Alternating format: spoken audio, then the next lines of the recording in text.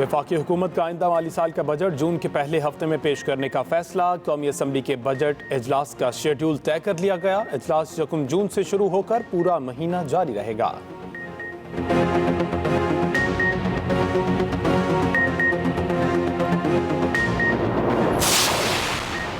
वज़ीर ख़जाना ने IMF की पेट्रोल महंगा करने की शर्त तस्लीम कर ली। मिफ्ता इस्माइल की वाशिंगटन में IMF के एग्जीक्यूटिव बोर्ड से मुलाकात। आलमी मालियाती इदारे का पाकिस्तान पर पेट्रोलियम मसनूआत पर सब्सिडी ख़त्म करने पर जोर।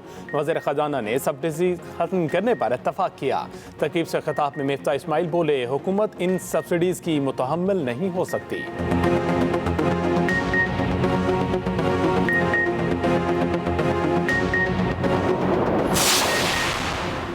बड़े बड़े नाम ECL से खारिज, बैरून मुल्क सफ़र के दरवाजे खुल गए। शहबाज शरीफ, मरियम नवाज, नुसरत शहबाज के नाम ECL से निकाल दिए गए। शाहिद खाकान अब्बासी, अब्दुल्ला खाकान और मिफ्ता इस्माइल के नाम भी एग्जिट कंट्रोल लिस्ट से बाहर। वज़ारत दाखिला ने नाम ECL से निकालने का नोटिफिकेशन जारी कर दिया।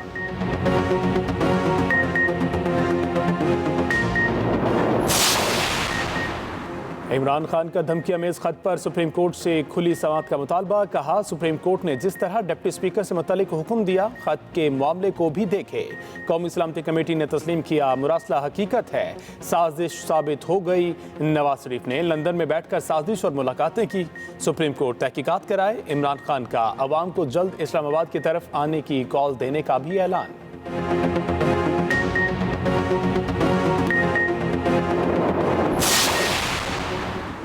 किसी ने पाकिस्तान के खिलाफ साजिश करने की कोशिश की तो उसे कामयाब नहीं होने देंगे। किसी ने पाकिस्तान की तरफ मैली आंख से देखा तो उस आंख को निकाल देंगे। DGISPR major general Babar Iftikhar का कहना है, हमारी खुफिया एजेंसियां पाकिस्तान के खिलाफ किसी भी साजिश या खतरात से चौकन्ना और दिन रात काम कर रही हैं।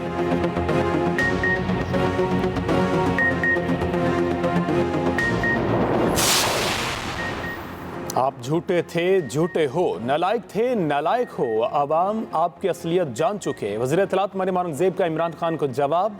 कहा, कौमी सलामती कमेटी के एलामिया के बाद साजिश का बयानिया दफन हो चुका। कौमी सलामती कमेटी ने वाज़ेह कर दिया, कोई साजिश नहीं हुई।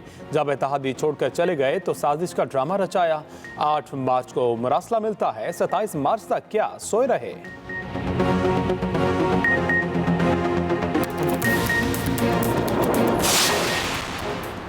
इमरान खान ने खतरनाक खेल खेला, ये शख्स किसी रहम या रायत का मुस्तहिक नहीं। नायब सदर मुस्लिम लीग नून मरियम नवाज कहती हैं, रियासत को इमरान खान से एक फितने के तौर पर निपटना होगा। इमरान खान कुर्सी के लिए किसी हद तक भी जा सकते हैं। 4 साल में मुल्क के हर शोबे में तबाही मचाई, हर सतह पर मुल्क को नुकसान पहुंचाया। ढिठाई से आइन शिकनी की, अदालत के अहकामात और कानून का मजाक बनाया।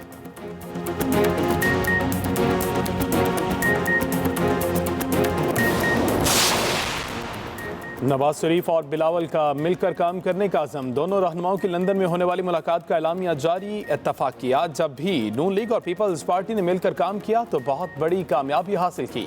मुल्क की तामीर नौ के लिए मिलकर काम करने की अशद ज़रूरत है। मिसाक जमहूरियत पर छोड़े गए नामुकम्मल काम की तकमील पर इत्तफाक।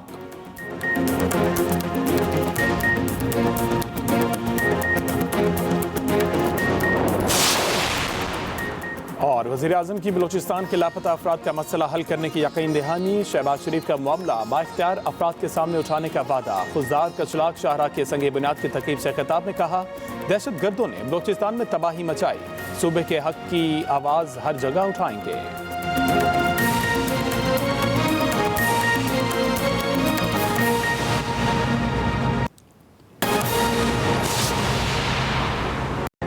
अस्सलामुअलैकुम, आप देख रहे हैं एक्सप्रेस न्यूज़। मैं हूं हमजा शफीक। हेडलाइंस आपने जानी। न्यूज़ स्टूडियो से फिल वक्त इतना ही। मज़ीद खबरों और तफसीलात के लिए विजिट कीजिए हमारी वेबसाइट express.pk। आप हमें फेसबुक और ट्विटर पर भी फॉलो कर सकते हैं। तो देखते रहिए एक्सप्रेस न्यूज़।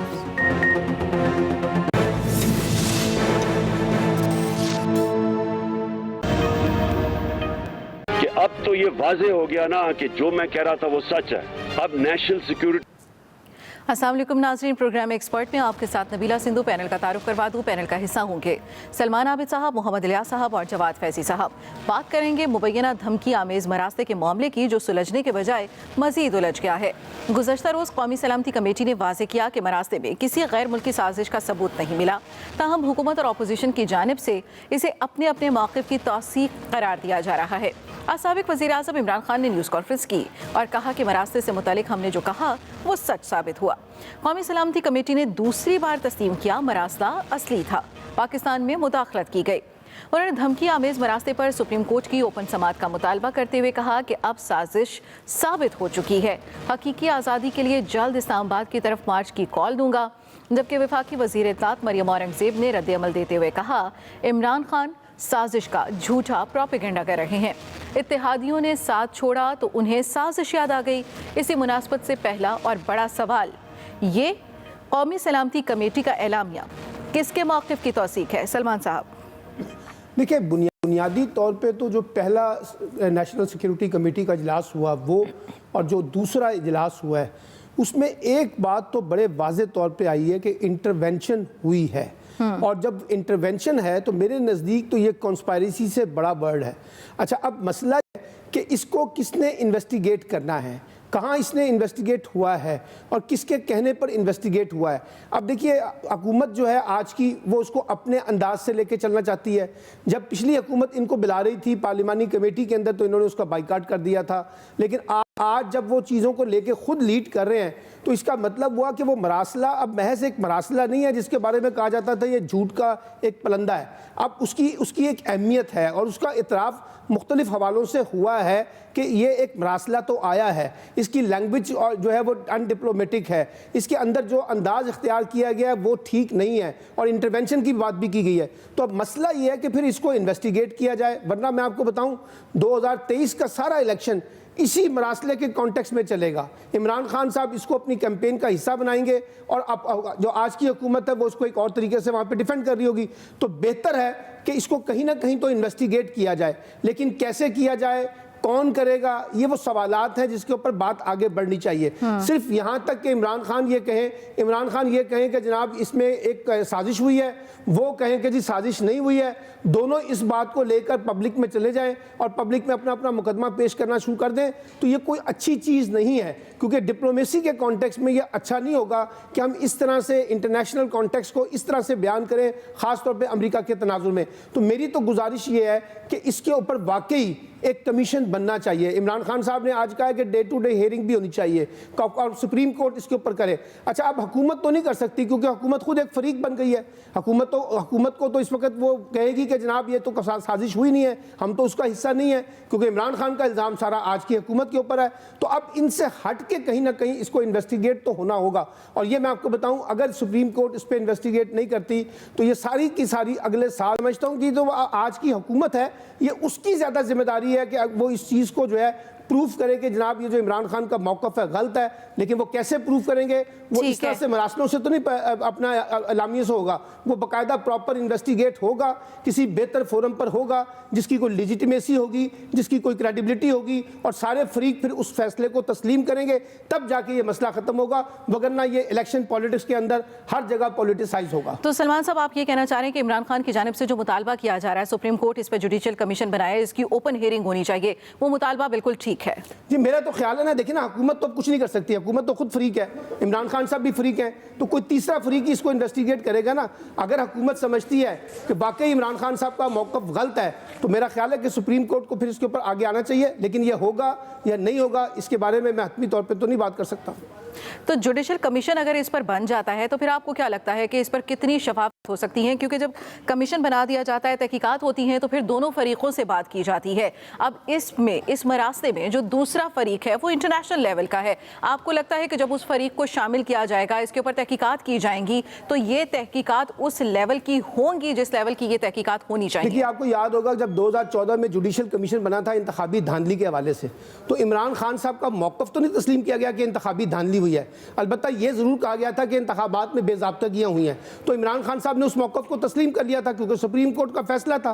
तो अब भी जब सुप्रीम कोर्ट इसको फैसले को देखेगी, रिव्यू करेगी, उस पूरे मरासले को, वो जो साबिक सफ़ीर हैं उनको देखे, उनके मौक़िफ़ को लेगी, हुकूमत के मौक़िफ़ को लेगी, जो मुख्तलिफ लोगों के साथ मुलाकातों की बात इमरान खान साहब कर रहे हैं, तो फिर फैसला तो बहरहाल हमें तस्लीम करना पड़ेगा ना, जिसके भी हक में आए और जिसके भी खिलाफ आए। तो फोरम तो हमारे पास वही है ना जी, सुप्रीम कोर्ट जिसकी बुनियाद पर हम आगे बढ़ सकते हैं। अगर फैसला जुडिशल कमीशन बनने के बाद भी, तहकीकात होने के बाद भी अगर फैसला इमरान खान के खिलाफ आता है, तो क्या फिर आप इसको तस्लीम कर लेंगे? लाजमी तस्लीम करेंगे। जब सुप्रीम कोर्ट एक फैसला कर देगा तो मैं क्या, इमरान खान समेत क्या पूरे कौम को तस्लीम करना पड़ेगा कि सुप्रीम कोर्ट ने इसको इन्वेस्टिगेट किया प्रॉपर तरीके से, हर फरीक को उसमें मौका मिला है अपना अपना मौक़िफ़ पेश करने का, अपने अपने एविडेंस शवाहिद को पेश करने का, और उसके बाद सुप्रीम कोर्ट इस नतीजे पर पहुंची है कि जो बात इमरान खान साहब कर रहे हैं वो दुरुस्त नहीं है, तो फिर तो सबको उसको ऑन करना पड़ेगा।